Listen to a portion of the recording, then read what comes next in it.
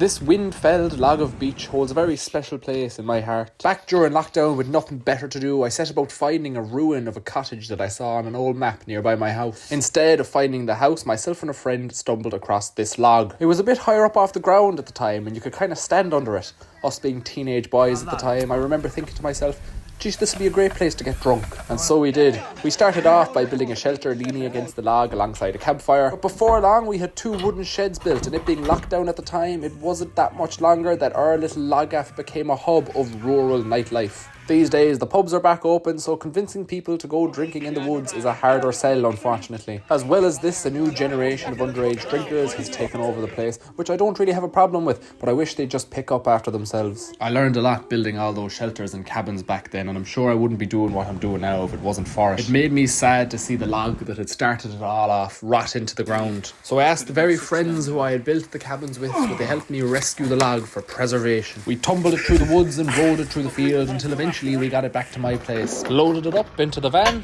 I then took it to the sawmill where I used my bark spud here to peel off the bark just to make sure there was no screws or nails hanging out of it, because I knew for a fact that I had drove some into it. I thought I got them all, but there was one that got away, as you can see here, so that's probably not good for the bandsaw. But when all was said and done, I had the boards back in my workshop. I sealed the ends with bitumen to stop them from drying out too fast through the end drain. Someday, once it's dried out, I'm going to make furniture for all the lads who helped build it, and also maybe a carving to commemorate the place by. Slán go fóill.